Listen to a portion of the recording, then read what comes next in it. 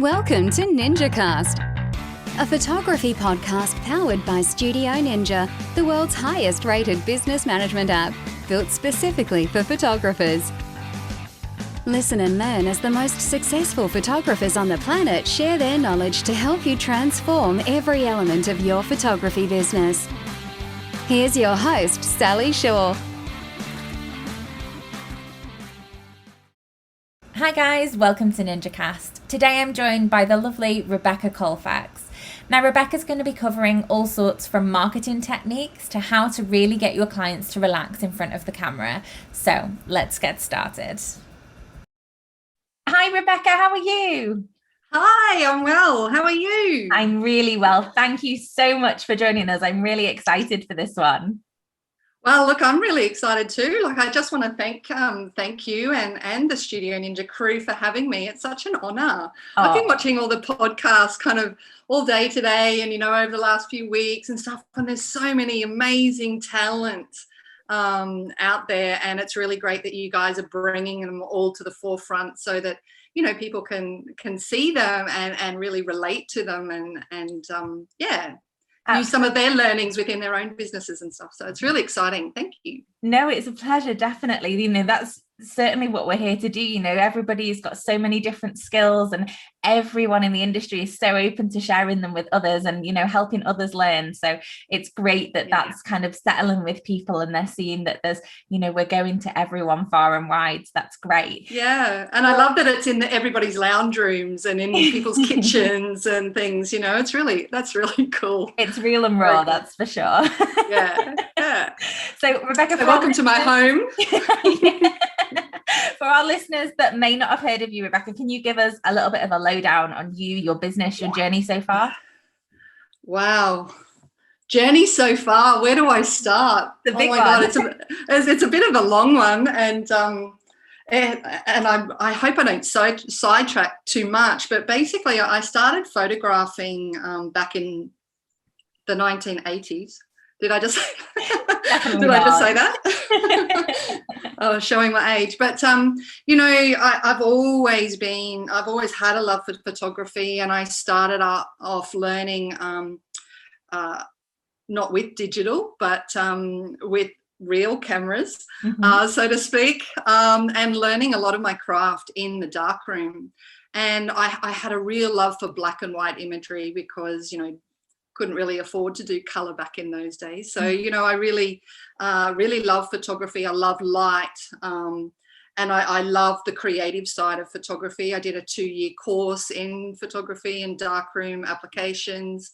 But I never really thought that I would be a professional. But people just kept asking me to photograph them or their families or their weddings. I shot my first wedding in 1995, I think. And just continually kept getting asked to photograph, but not really having the confidence to go out and be a professional. And I never really thought about it, never really considered it. Starting a university degree and working for private enterprise and government and things like that, and doing a little bit of photography for friends and stuff on the side. And then I discovered the sport of kite surfing. Oh, wow. And random, but I discovered the sport of kite surfing, and it so happened that I was the first woman in Australia to do kite surfing. And so then I went on this whirlwind of a journey and fell in love. My husband was Australia's first kite surfer, and together we became entrepreneurs of the kite surfing industry here in Australia. So we set up a business in import and distribution and things like that. And then I set up a school to complement the product side of things with a service. So I was teaching and coaching and, having an awesome time. But then I took it even further and I ended up with 2 Australian national titles. And then I became the women's world champion in kite surfing. Oh, my goodness. So as I was traveling around the world, I was using my skills of photography to start shooting for magazines and things like that. And I was kind of travel blogging before travel blogging existed. So I was providing images for magazines and things like that and doing little write-ups of the events and everything that I was going to. I came back to Australia and And when I came back, I decided that I was going to finish my university degree. So I head down, bum up, went back to degree. And the week I graduated, I had my first child. So then 2 years later, I had my second. And then another 2 years later, I had my third. So by this time, I was, just really thinking, okay, well, do I want to go back to cartography or drafting? Not really, because that's going to take me away from my kids. Really still hadn't even thought about going into photography professionally. But then I was thinking of using my environmental management degree, and I really couldn't do kite surfing at that stage because it was a little bit too extreme with the little babies. But then something really tweaked in me and piqued my interest of starting a photography business. And it gave me that flexibility to be able to control my own hours and control my own business while still being able to spend time with my family, and really put some boundaries around, okay, well, if I'm photographing people, I can really photograph at sunset. So I can go out and I can do an hour shoot, but then I can edit whenever I want and I can run my business however I want. So it really it was that, I suppose, that gap filler for me for raising family. And, I've been at it now for quite a number of years. So I think professionally, I've been involved about 11 or 12 years now with my business. I'm based in Noosa on the Sunshine Coast in Australia. And we have a really big influx of tourists. It's a tourist town. It's quite a destination, a tropical or dream destination for people to travel to in Australia. And so we get a lot of tourists dropping in and out from all over the world, not so much with COVID, of course, but, it allows me that opportunity to photograph people that are here on holidays. It's beautiful, it's picturesque. And I've set myself up a really good business photographing families, maternity, babies, everything to do with love, really. And connections, and I'm really enjoying it. I love cool. that. So rather than kind of just limiting yourself to one area of photography, you have really the honor of doing all the bits and pieces that involve people. Yeah. Well, I was photographing the extreme sports, and I do really enjoy that. But, I think the reason why I love photography so much is it's enabled me to be multidisciplinary across genres, across business applications, learning different skills from, marketing to accounting to, wearing all of those different hats that you do as a business owner.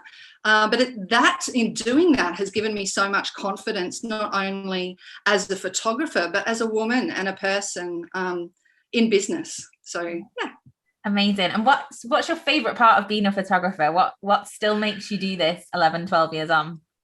I think meeting people. I love meeting people and watching a story unfold and seeing them come to life. At first, they're a little bit nervous. They're not quite sure of what's going to happen. They don't know how they're going to feel at the end of it. And by the end of an hour, they are so relaxed. They have a smile from ear to ear. They've got such a great vibe going on. And, it's that contagious excitement and enthusiasm that they can't wait to see the images. And I too, like, I race home and I put the images in my computer and I'm like, wow, that's awesome. I'm so happy, So it's, I think it's just meeting people, watching things unfold, seeing their joy. And from that, I get joy as well. And it really fills my cup, I suppose. Yeah. Do you still get that feeling when you put that SD card in the computer and you're starting to cull through them and you're like, I took these, I did this, like, I can't believe that I've created this? No, you know what? Because sometimes I don't even feel like I did create it. Mm-hmm. It's funny. It's kind of, sometimes it's like an extension. My camera becomes like an extension of self. And without even thinking now, I feel like it just happens. Mm-hmm. And I'm not really controlling it anymore. I've let go of that control. So, as I'm working with people, I how do I explain it? I suppose, when I'm working with people, I give them a scenario and I say, okay, within, can you walk down the beach holding hand in hand? And I'll give them a few little tips or guides or whatever. And within that scenario, I'm looking for that moment of magic. And it's not really me that's creating that magic. It's actually the clients. So I'm giving them the scenario and it's watching that magic unfold. And when I see those images that I've taken, I guess I'm not really crediting myself. It's kind of credit to the client because it's them that's creating that magic. I mean, sure, I've got the vision, or I've composed it correctly, or maybe not, or maybe it's out of focus and maybe that's the vibe. But yeah, I think it's kind of like a dance that you do with the client, and together you're creating it, because you can't just create it on your own. You need other people to photograph to make that magic, So I think it's a collaboration. That's what I'm going to say. Yeah, it's not just the photographer. And I know that the photographer has the vision, has the skills, has the experience, but without the client, that's not a reality. So yeah. Absolutely. So what would your tips be for new photographers out there? Like, cast yourself back to when you first entered this industry. If you could look at your old self, what would you tell yourself? Practice. Take photos until you feel like that camera is an extension of you, particularly when you don't need to look at the display screen anymore to verify your vision. That particular thing has changed my life. So I know my camera inside out. I know the settings. I don't have to look at the dials. I don't have to scroll back through images to double check whether I've got it in focus or whatever. I just really, truly believe in myself. So I think it would be, get out of your head, believe in yourself, stop comparing yourself to others. Oh my God, that would just destroy you, nearly destroyed me. It's a huge one, isn't it? A huge one. Oh yeah, absolutely. Pare back your equipment. So just to your real essential items. I think there's a lot of photographers that can overdo it and they become over technical, and they like to have all the bits and bobs and the backpacks full of gear and everything. You really don't need it. I photograph at the beach. I use the natural light to my advantage. I don't need to bring down lighting and all of that kind of stuff. Mind you, if that's your style, please don't get me wrong. You don't just do you.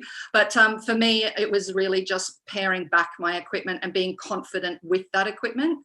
And if we're talking to professionals, top tips for professionals, I think that would be, really figuring out your cost of doing business, then systematizing your workflow and processes to keep your profit margins high. Because if your clients are paying less than your cost of doing business, then basically you're asking them to support modern slavery. And the only one that can change that is you. So cost of doing business, you really have to figure that out and charge accordingly. So do not underestimate the value of your expertise and your time. Yeah. Let's delve into that a little bit more. How do you let's say we are talking to photographers that are, they've come in, they've tried to gradually work their way up in terms of prices. They're at a point now where I hear so many photographers, and I cast myself back to me included, that I'm at that price point, and if I go up anymore, am I going to get bookings? How am I going to get bookings? What do I even put my price up to? How would you say people can get over that hurdle? Do your cost of doing business, figure out what your bills are, because what you're paying for your bills, what your expenses are as an individual, whether you've got a mortgage, whether you've got car repayments, whether you've got food, electricity, clothing, whatever it is that you have to pay for on a weekly, fortnightly, monthly basis is completely different to what I need to pay.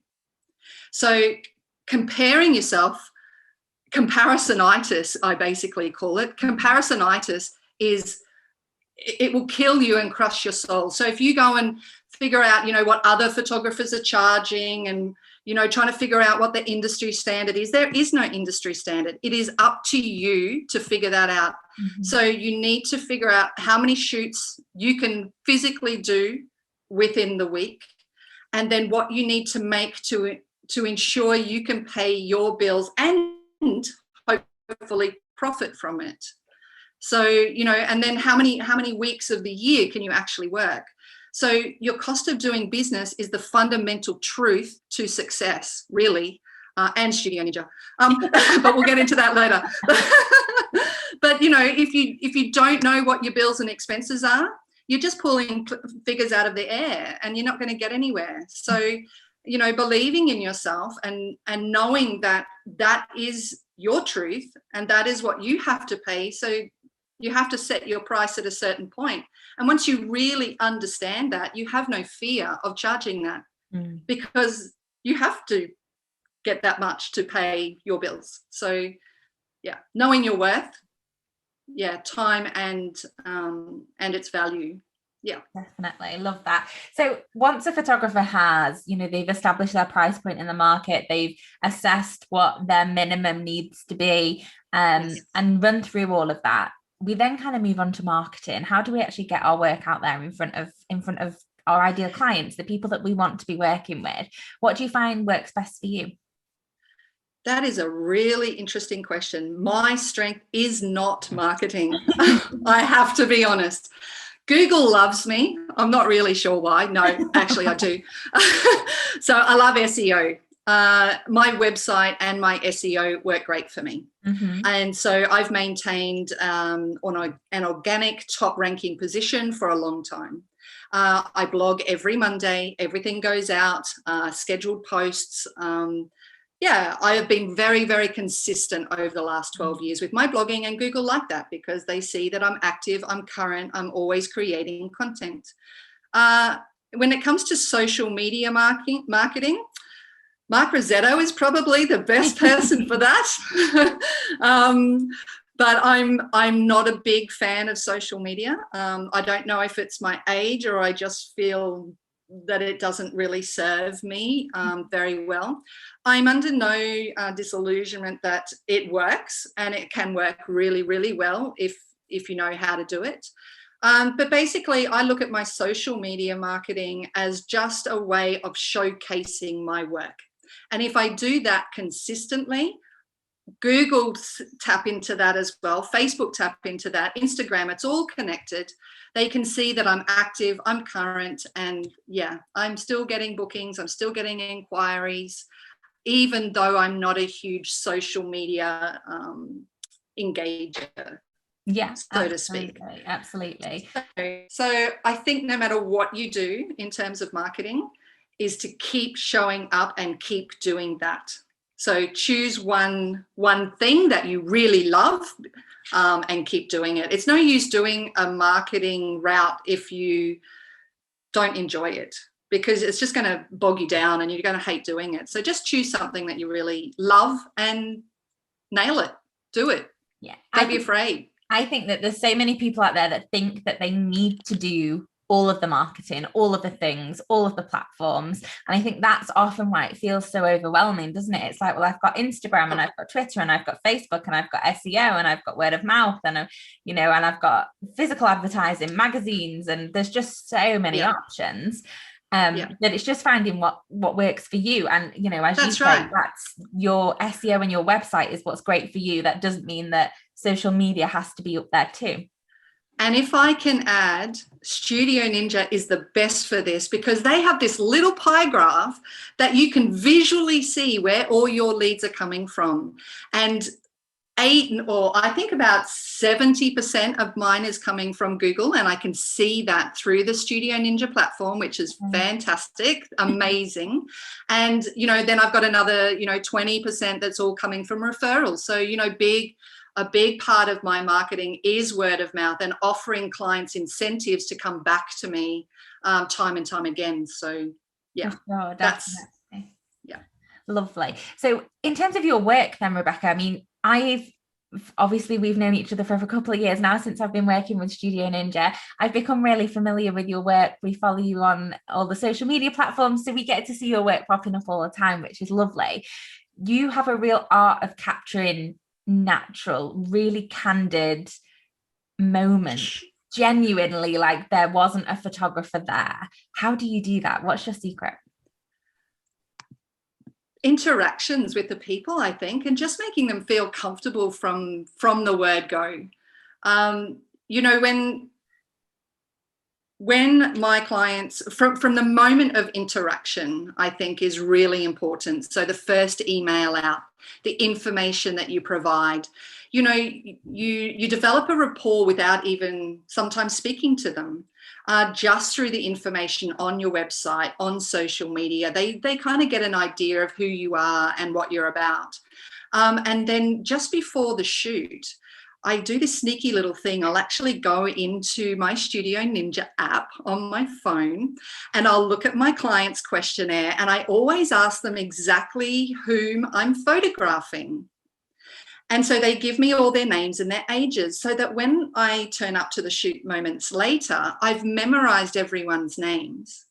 And so I start off with knowing everybody's names right from the get-go. So it sets this real rapport and this comfortability, I suppose, you know, with everyone. And then, like I said before, I really allow my clients to be themselves, and I'll give them little scenarios to do and then watch those moments unfold. But I think one of the key tips I do first and foremost is I always photograph from the get-go, from the very beginning of the session, wide angle shots. So I never put a camera in someone's face really close and personal at the beginning of the session. So I start by allowing them to have some space, and then I show them that first photograph out the back of the camera, and they're like, wow, that's amazing. And slowly, bit by bit, I'll get closer and closer. So by the end of the shoot, I'm literally in their face. Mm-hmm. But, you know, just allowing those natural moments to unfold within scenarios, I think is the key to capturing those in-between moments rather than posing. But, you know, to be honest, I have actually asked people to pose, but it's not that pose that I'm actually after. It's the moments directly after, or the moment just before that pose is the actual natural capture that I'm looking for. Yeah. And yeah. So I, you know, play little games and ask them silly questions and get them to do things, and yeah, it's fun. It's really fun. Can you give us some ideas of what type of games you play or what type of things you get them to do, like off the top of your head?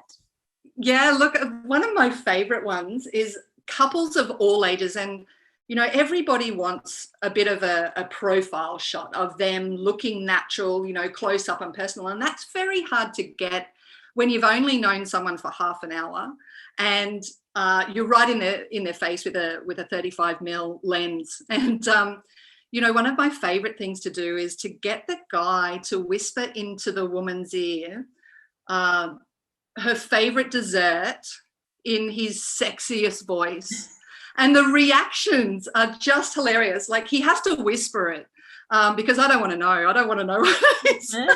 But just the joy and the reaction that you get from the women and the couple, you know, as they're, you know, just having a little bit of a joke and it's a little bit of a funny moment, you know, just little things like that you can get them to do, and then it's looking for that moment of magic. Yeah, while that's happening. In between moments, isn't it? Yeah, so you kind of put them in the scenario, get them to do something, and then look for that magic in between. Yeah. Love that. So you've been in business quite some years now, Rebecca. You experienced it all. Is there anybody that's inspired you along the way, or that still inspires you now? Look, this is really off topic, but Jane Goodall is my hero. I mean, for obvious reasons, you know, she's changed science, she's changed the world. with her studies and her photography too over the years. So she's my superhero. But in terms of photography, look, I really love Jodie Lynn. She does some amazing colors and connections and things. And because I photograph at the beach a lot, I'm often drawn to people that are not photographing at the beach, just something different. So she's up in the mountains and she has some beautiful colors and things. And I love Darren Dew's work. Darren Dew's an Australian photographer shooting, I think, for Canon. I photographed Nikon, by the way. But he does some amazing underwater photography with whales, and he's a big advocate for the environment and things like that. So I really enjoy looking at his work. And look, I'm really inspired by Stephanie Bauer's creativity. She's a boudoir photographer down in Brisbane. A lot of these are Australian, aren't they? But I like so many photographers, but she's really creative. She's really pushing boundaries, and I really like that. But I also love that she's really pivoted. She used to be a family photographer and a newborn photographer, but she's pivoted into boudoir, and she's really owning it. And I love the creative aspect, but more so her focus, her determination, and her business mind. I'm really passionate about that, because I think if people are just, it's great to be a hobby photographer and use this and photography as a passion to drive your creativity. But if you're using it as a business, you really have to put that business hat on, and think about your profit margins and things like that if you're going to be successful. So I'm inspired by people that push the boundaries, that own their business and go out and own their business. I like that confidence. It all comes down to confidence, not arrogance, but confidence. Distinct difference. So if you could start your career all over again, is there anything you'd change, anything you'd do differently? I don't think so. Look, I did a lot of photography courses. I've done seminars. I've done summits. I've also done some motivational speaking. I was flown over to Brazil before COVID hit to teach at one of their photography conferences over there as a keynote speaker, talking about in-between moments and things. I've had a really great journey with photography. I've been part of the AIPP. And I've been awarded in documentary, birth, family, and newborn photography. So really, I'm very grateful, I suppose, for all my learnings. Mm-hmm. I think, if anything, I would have gotten Studio Ninja sooner. Has it made a big difference for you? It has been life-changing. And I'll tell you why. I had a client, and I had all my business in my head. It's a small business. I'm a sole business owner, and I like that. I do enjoy working independently. So the one thing I would have done sooner, I think, is implement Studio Ninja into my business earlier than what I did. Mm-hmm. And the reason why I say that is because I had my whole business in my head. And I had a maternity session booked and a client booked for a sunrise session, which meant that I had to meet the client in the car park near the beach in the dark. And then we were going to go to the beach and wait till the sun came up over the horizon to get these magical shots.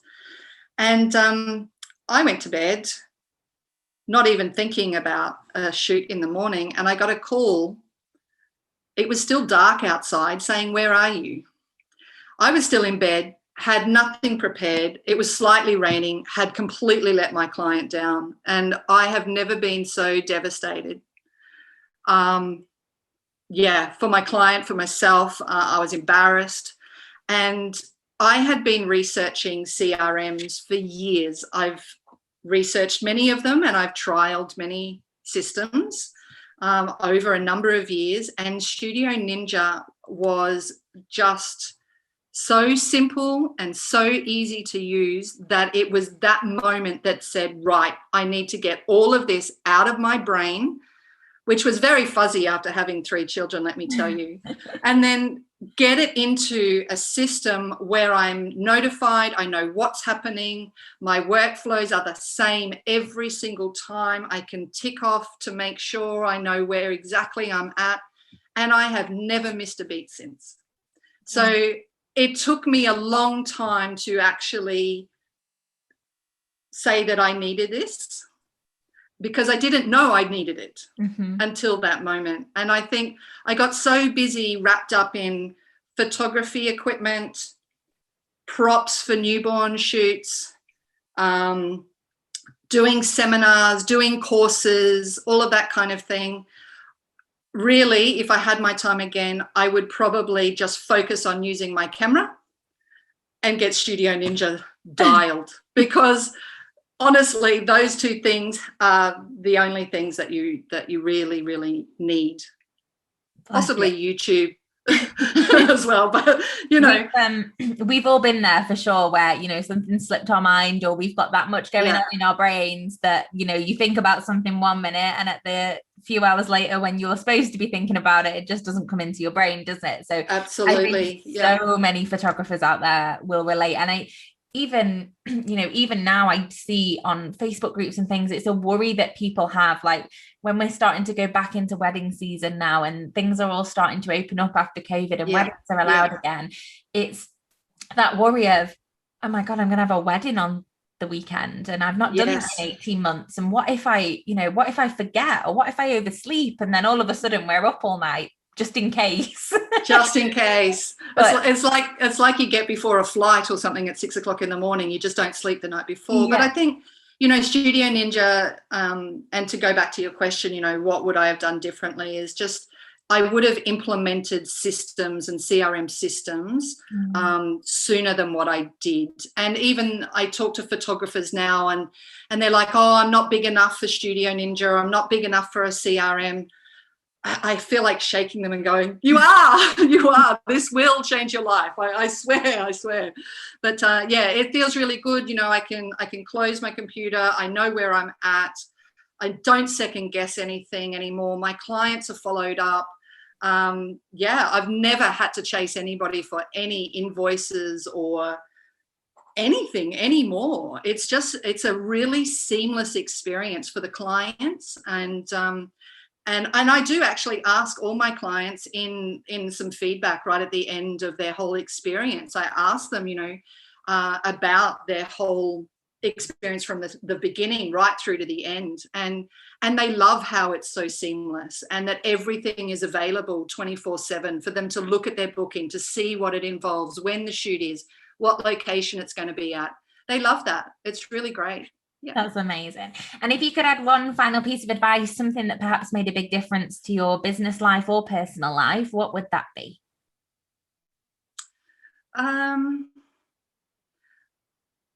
That's a that's a great question. Really, really tough one. I think just confidence in yourself, knowing that you are good enough, no matter what stage you're at. Whether you're just a hobbyist and you're just starting out and or you're a professional, it's confidence without the arrogance, I think, because once you start getting too cocky and arrogant, that's when things start slipping, I think, and it's not authentic anymore. So it's really just knowing your worth and feeling confident about that.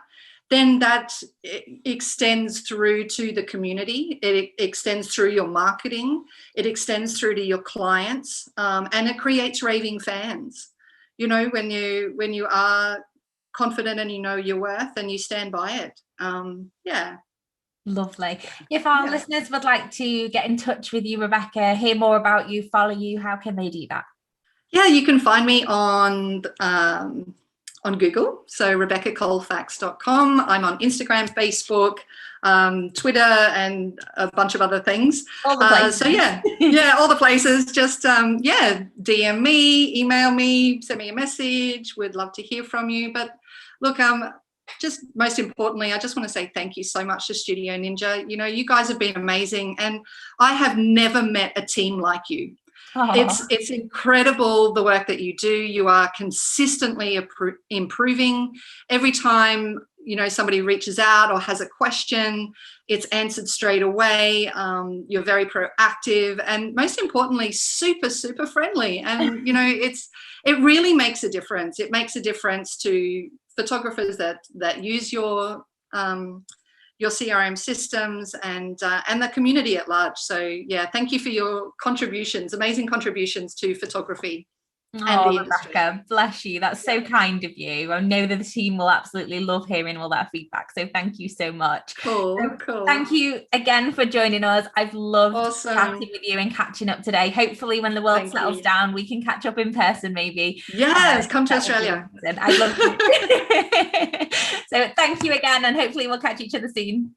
Thank you. Bye, Rebecca. Thanks, Ellie. Bye. Okay, guys, that's everything from me today. Thank you so much again to Rebecca for joining us. It was such a fantastic interview and she gave so many great tips. If you would like to see the show notes, you can head to www.studioninja.co/episode 35. Please don't forget to rate us on the podcast platform that you're listening on. A little bit of love goes a very long way. I'll see you next time. Thanks for listening to this episode of NinjaCast, brought to you by Studio Ninja. Beautifully designed and super easy to use, Studio Ninja will help you manage your leads, clients, shoots, invoices, contracts, workflows, and so much more. To learn more or start your 30-day free trial, go to www.studioninja.co.